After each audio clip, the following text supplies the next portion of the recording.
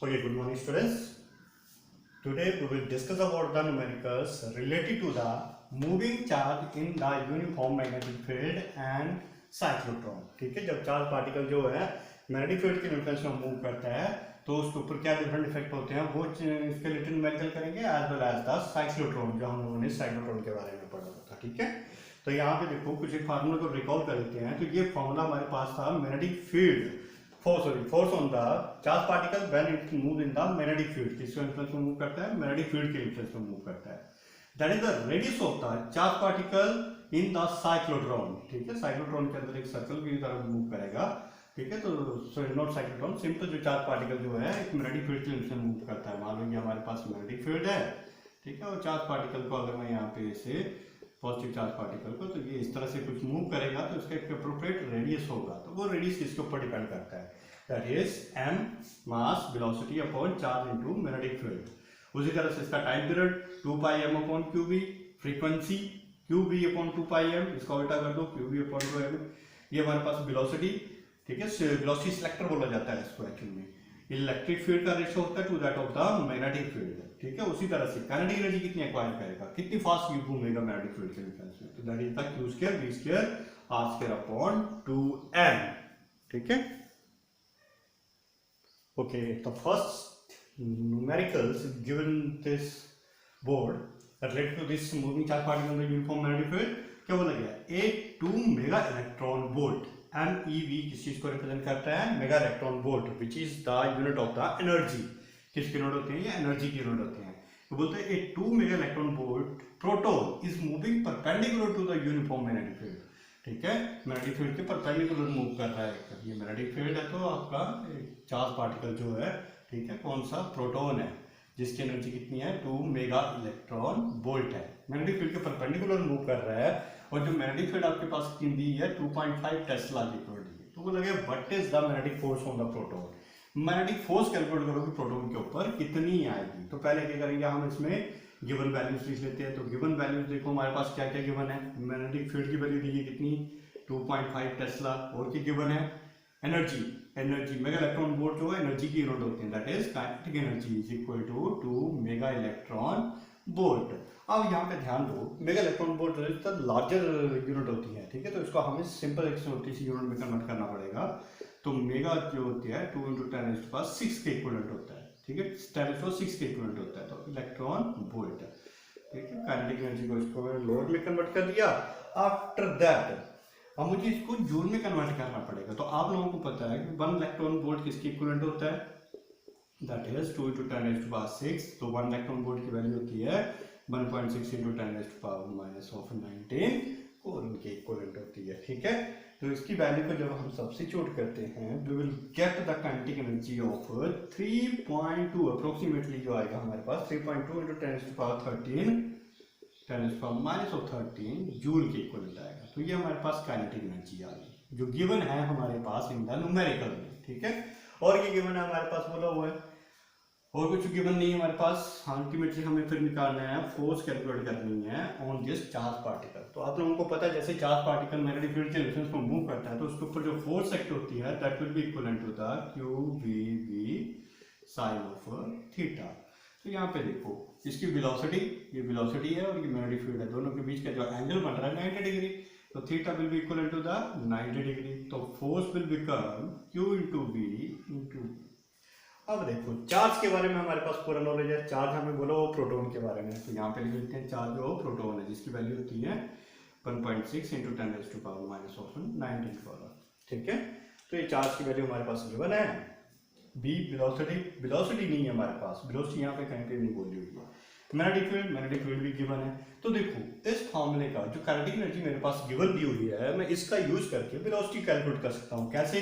क्योंकि kinetic energy का formula देखो क्या होता है, kinetic energy is half of the mv square के इक्वल होता है, will be equivalent to the 3.2 × 10⁻13 joule, यानी कि इस काइनेटिक एनर्जी की वैल्यू दी हुई है टोटल। तो मुझे यहाँ पे वेलोसिटी कैलकुलेट करनी है। तो v will be equivalent to the 2 इस तरफ जाएगा 2 × 3.2 × 10⁻13 डिवाइडेड बाय m नीचे आएगा। ठीक है, तो m क्या है? m is the mass of the charge particle. Charge particle कौन सा है? प्रोटॉन है, और प्रोटॉन का मास कितना होता है? 1.6 इंटू 10⁻⁻, 1.6 इंटू 10⁻⁻, -27 किलोग्राम। ठीक है, तो स्केयर को जब मैं परी तरफ ले जाऊंगा तो यहाँ पे बन जाएगा मेरे पास √। तो b की वैल्यू अल्टीमेटली पूरी की पूरी कैलकुलेट करने के बाद बन जाएगी 2 इंटू 10⁻7 मीटर पर सेकेंड। ठीक है, तो ये सारी वैल्यू मैंने कैलकुलेट करके इस तरीके से मैंने वेलोसिटी की वैल्यू निकाल ली by using the appropriate formula. ठीक है, अब देखो मेरे पास सारी वैल्यू अवेलेबल है। वेलोसिटी मेरे पास गिवन है, मैग्नेटिक फील्ड पड़ी हुई है, चार्ज पार्टिकल की वैल्यू मेरे पास गिवन है, तो यहाँ पे फोर्स कैलकुलेट कर सकता हूँ चार्ज पार्टिकल के ऊपर। ठीक है, 1.6 इंटू 10⁻19 कॉलम क्यू की वैल्यू, और बी हमने स्टैंडिंग एनर्जी के फार्मूले से यूज करके निकाल लिया था 2 इंटू 10⁻7, और मैग्नेटिक फील्ड देखो ऊपर कितनी दी हुई है 2.5 टेस्ला। तो on calculating all this value we will get the force of 8 into 10⁻⁻12 newton की इक्विवेलेंट हमारे पास यहाँ पे ये फोर्स आ जाएगी। ठीक है, तो in that way we can solve the numericals. सबसे पहला टास्क क्या होता है? गिवन वैल्यूज को लिखना। दूसरा टास्क क्या होता है? उस चीज का फॉर्मूला लिखना जिसकी वैल्यू आप लोगों को पूछी हुई है। ठीक है, तो फोर्स की वैल्यू पूछी तो मैंने फोर्स का फॉर्मूला लिख लिया। तो फिर मैंने देखा कि यहाँ पे कौन कौन सी वैल्यू गिवन है और कौन सी वैल्यू गिवन नहीं है। ठीक है, जो वैल्यू गिवन नहीं है तो उसकी मैंने फॉर्मूले को अरेंज करके निकाल लिया। ठीक है, तो न्यूमेरिकल में ही आपको सब कुछ दिया होता है, जैसा आपको उसको थोड़ा सा अंडरस्टैंड करके करना पड़ता है। ओके, नेक्स्ट न्यूमेरिकल में हमें पूछा गया है an electron beam with the electron speed. एक इलेक्ट्रॉन बीम है हमारे पास, ठीक है, जिसकी इलेक्ट्रॉनिक स्पीड जो है, स्पीड मतलब वेलोसिटी। ठीक है, तो साथ साथ में हम गिवन वैल्यूज को लिखते चलते हैं। गिवन वैल्यूज ये हमारे पास कितनी दी हुई है? Electronic speed that is velocity is 5.2 into 10⁻⁴ metre per second दी हुई। ठीक है, इलेक्ट्रॉन स्पीड की बीम की जो इलेक्ट्रॉन स्पीड है वो कितनी है? 5.42 into 10⁻⁴ metre is subjected to the magnetic field. उसको हमने किसके अंदर रखा है? मैग्नेटिक फील्ड के अंदर।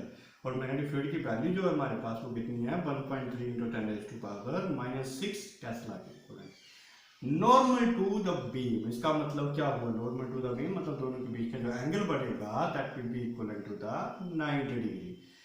If the radius of the path traced, radius की बात कर रहे हैं यहाँ पे, रेडियस जो है वो कितना बताया हुआ है? 22.7 इंटू 10⁻⁻² मीटर। ठीक है, -2 मीटर रेडियस के बारे में बात की गई है। आगे बोला गया है then calculate the electronic charge. Electronic charge आपको कैलकुलेट करने को बोला गया है। ठीक है, तो अगर हम इस फॉर्मूले को असेस करते हैं, इन सारी वैल्यूज को असेस करते हैं, तो हमारे पास एक रेडियस का फॉर्मूला है कि जब पार्टिकल, चार्ज पार्टिकल जो है मैग्नेटिक फील्ड के इन्फ्लुएंस में घूमता है।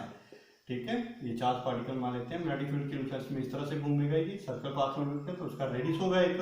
ठीक है, तो इस रेडियस के फॉर्मूले का हम यूज कर सकते हैं। तो रेडियस का फॉर्मूला क्या था हमारे पास?